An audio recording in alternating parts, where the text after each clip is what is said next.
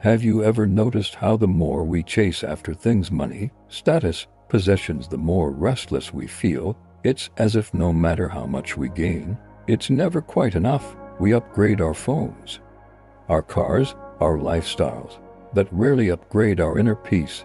In this video, we'll explore why letting go of unnecessary wants is not weakness, but power. Why choosing to live with less can lead to more meaning, more freedom, and more happiness. This isn't about renouncing the world, it's about reclaiming control over your inner world. Let us discover why wanting less is the most courageous decision you can make and how it might be the key to finally living more. At the heart of Stoic philosophy lies a simple but profound truth. Our happiness doesn't depend on what we have, but on how we relate to what we want. The Stoics believed that desire, especially for things outside our control, is one of the greatest sources of human suffering. Epictetus, a former slave turned philosopher, famously said, "Freedom is not achieved by satisfying desire, but by eliminating it." Why did he say that? Because every time we desire something we can't control, a promotion, approval, luxury, we tie our inner peace to an external outcome. If we get it, we're momentarily satisfied. If we don't, we suffer. Stoicism teaches us to make a crucial distinction between what is within our power and what is not. Our thoughts, actions, values, those are ours to shape, but wealth, fame, or how others treat us, those are not. Desire misdirects us. It convinces us that our fulfillment lies just beyond the next achievement, the next purchase, the next relationship, and so we keep chasing. But the Stoics flipped the script. Instead of running after more, they trained themselves to want less. Seneca wrote, "It is not the man who has too little, but the man who craves more, that is poor." When we curb unnecessary desires, we regain power. We begin to appreciate what we have, live in the present, and make choices based on virtue, not appetite. This is the first secret to true happiness. Reclaiming your mind from the tyranny of want. By wanting less, you actually begin to live more fully, freely, and wisely. The illusion of more, why we always feel lacking. Have you ever wondered why, even after achieving a goal or buying something new, the satisfaction fades so quickly? That's the illusion of more. It promises fulfillment but delivers emptiness in disguise. Modern life thrives on this illusion. Advertisements, social media, and societal norms constantly tell us we're missing something. A better body, a bigger house, a newer gadget. We are conditioned to believe that happiness is always somewhere else, just one more step ahead. But here's the truth the Stoics knew well: desire multiplies faster than fulfillment. The more we get, the more we want. Like pouring water into a bottomless cup, no amount of more ever fills us. Marcus Aurelius, a Roman emperor and Stoic philosopher, wrote, "Very little is needed to make a happy life. It is all within yourself, in your way of thinking." This is the antidote to the illusion. Recognizing that contentment doesn't come from adding more to why our life, it comes from appreciating what is already there. When you chase more, you live in the future. But when you want less, you return to the present. You become grounded, grateful, free. The Stoics teach us that by breaking the habit of always needing more, we begin to see clearly. We stop measuring our worth by external things and start building inner wealth, calm, discipline, wisdom, and joy. It's not about giving up ambition. It's about realizing that unchecked desire is a trap and you were never meant to live in chains. So ask yourself, what are you chasing, and is it truly worth your peace? We often associate more with better, more choices, more activities, more accomplishments. But the Stoics saw things differently. They believed that a simple life is not a lesser life, it's a clearer, freer one. Epictetus once said, "Wealth consists not in having great possessions, but in having few wants." Simplicity is not poverty. It's not deprivation. It's the conscious decision to strip away the unnecessary so that the essential can speak louder. When your life is simple, your mind becomes still, you can focus. You can reflect, you can breathe. Simplicity is powerful because it restores your attention to what truly matters: your character, your purpose, your present moment. When you remove distractions, you start to see the beauty in ordinary things: a deep conversation, a peaceful walk, a moment of silence. Think about it. The most important things in life: love, peace, health, wisdom require no luxury to enjoy. The Stoics weren't minimalists for aesthetic reasons. They lived simply because they understood that true strength comes from self-mastery, not from the accumulation of goods. Seneca warned that luxury enslaves us. The more we indulge in it, the more we depend on it, and dependence, in Stoic thinking, is the root of weakness. By choosing simplicity, we reclaim our time, our attention, and our freedom. So simplify your space, simplify your schedule, simplify your desires, not to escape life but to experience it more deeply, because in simplicity we find clarity, and in clarity we find peace. How less leads to inner peace? It's a paradox we often miss. The more we try to fill our lives, the emptier we feel inside. But when we begin to let go of clutter, comparison, craving, a quiet peace begins to rise within us. The Stoics understood that peace is not found in abundance, it's found in alignment. When our desires match reality, when we accept what we have and stop chasing what we don't, we find contentment. Marcus Aurelius wrote, "If you are distressed by anything external, the pain is not due to the thing itself, but to your estimate of it, and this you have the power to revoke at any moment." This is a call to reclaim our inner world. Wanting less isn't about settling, it's about awakening. It's about seeing that what causes us the most turmoil is not the lack of things, but the endless wanting of them. That's where anxiety lives, in the not enough. When we choose less, we remove the noise. We stop measuring ourselves by what others have. We stop reacting to every temptation. We begin to move through the world more calmly, more deliberately. Peace isn't passive. It's powerful. It's the state of a person who no longer lets external chaos control their inner life. And here's the beauty: you don't have to wait to find it. You don't need a new job, a bigger house, or the next big thing. You need only to pause, breathe, and ask, what can I let go of today to be more at peace with myself? Wanting less leads you to that answer and to the freedom that follows. Practicing voluntary discomfort, a Stoic tool. Most people spend their lives avoiding discomfort, but the Stoics did the opposite. They embraced it. Why? Because they knew that voluntary discomfort is the training ground for inner strength and lasting contentment. Seneca, one of Stoicism's most powerful voices, had immense wealth, yet regularly slept on the floor, wore rough clothes, and ate the simplest food. He said, "Set aside a certain number of days, during which you shall be content with the scantiest and cheapest fare." Saying to yourself, "Is this the condition I feared?" This was not self-punishment, it was preparation. Stoics believed that exposing yourself to occasional discomfort reduces fear and detachment from excess. It teaches you that you are stronger, more adaptable, and less dependent on external comforts than you think. Try it yourself. Fast for a day, sleep without your pillow, walk instead of drive, skip a luxury you normally crave. These small, intentional acts remind you, you don't need much to live well. Voluntary discomfort builds confidence. When you choose less and practice being okay with less, you begin to realize how little you truly need to be calm, happy, and whole. And that's the secret. By becoming familiar with discomfort, we stop fearing it.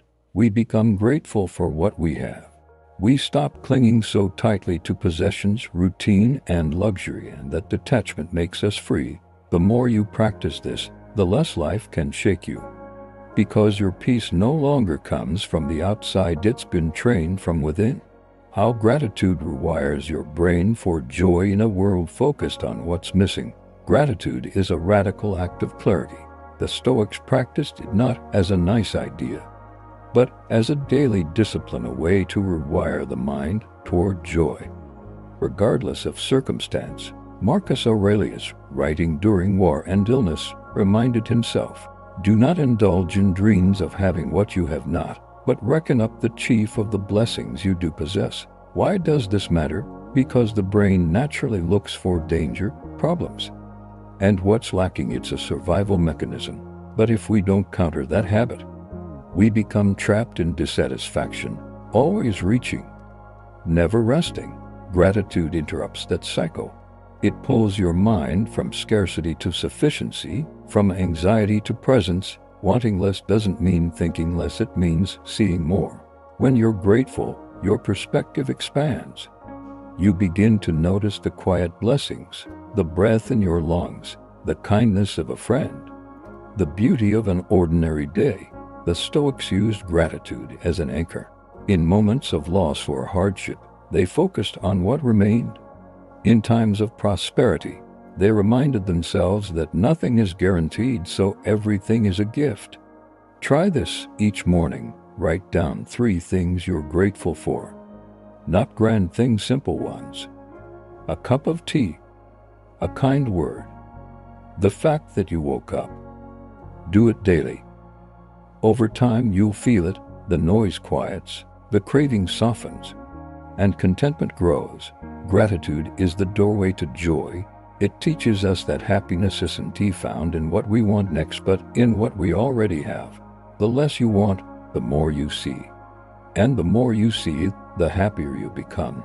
Decluttering the mind. Mental minimalism. We often think of decluttering as something we do with our closets or living rooms.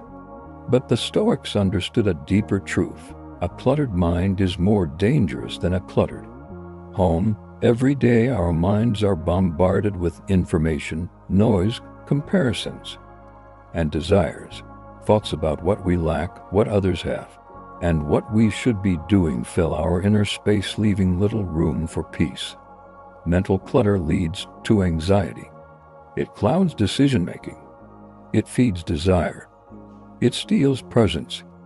Epictetus gave us a clear warning. If you wish to improve, be content to be thought foolish and stupid. In other words, let go of the need to impress, to compare, to chase what doesn't serve you. Mental minimalism is the art of letting go of unnecessary worries, imagined futures, resentments, and distractions. It asks the daily decision to say, "I will not carry what does not belong in my soul." So, how do you declutter the mind? Limit distractions. Turn off notifications. Take quiet walks. Embrace solitude. Question every thought. Ask, is this useful? Is this true? Is this in my control? Focus on virtue. The Stoics believed that living a good life was about one thing: living with wisdom, courage, justice, and self-control. Everything else is noise. The less you mentally hoard, the more clearly you begin to think, and with clarity comes peace, power, and purpose. When your mind is still, you see life as it truly is, not as your fears or desires paint it. Declutter your mind, and you'll discover the space where happiness was always waiting. How to identify and let go of unnecessary wants. We often think our desires are natural, but many of them were planted in us by culture, advertising, or insecurity. The Stoics urge us to ask, is this truly necessary? Or have I simply been told it is? The path to wanting less begins with one powerful act: awareness. Before you can release an unnecessary want, you must first see it clearly. Here's how the Stoics approached it. Pause before pursuit. When you feel yourself wanting something, a new gadget, a promotion, admiration, pause. Ask yourself, why do I want this? Will this bring lasting fulfillment? Is this in my control? Distinguish between needs and wants. Seneca reminds us, nature wants but little, and the wise man lives close to nature. Food, shelter, love, purpose, these are needs. But luxury, fame, and constant stimulation, those are often distractions. Observe the cost of wanting Every desire carries a cost, not just money, but time, energy, and peace. Are you trading inner calm for outer validation? Practice letting go. Start small. Skip a purchase you normally make. Say no to something you crave. Watch how nothing falls apart and how you feel lighter. Letting go is not deprivation. It's freedom. When you remove the non-essential, the essential shines brighter. You begin to focus on growth, relationships, and peace rather than on accumulation. The Stoics believed that self-control is real power. Not the ability to get what you want, but the strength to walk away from what you don't need. So today, scan your life. What are you holding onto that's holding you back? When you let go of unnecessary wants, you begin to want what truly matters. Living with purpose, not possessions. What if your life wasn't measured by what you owned, but by what you stood for? The Stoics believed that a meaningful life is one driven by purpose, not possessions. In today's world, success is often equated with accumulation, more wealth, more followers, more things. But Stoicism flips the script. Don't aim to be rich, aim to be useful. Marcus Aurelius, an emperor with access to everything, still asked himself each morning, what is my duty today? How can I serve? Because even the most powerful man in Rome knew possessions fade, but purpose lasts. Living with purpose means prioritizing values over vanity, choosing growth over gratification, seeking virtue over visibility. The Stoics taught that your highest calling is not to consume, but to contribute.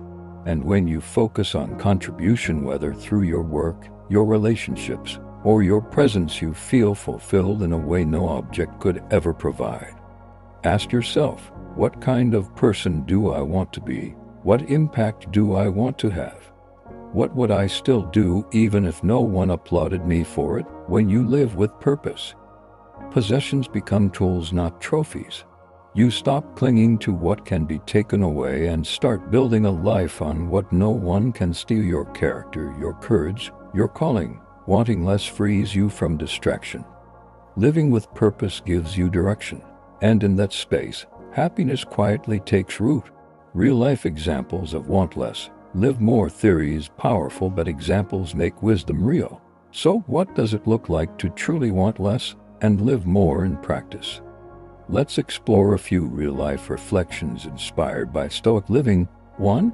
The tech executive who downsized after years of climbing the corporate ladder.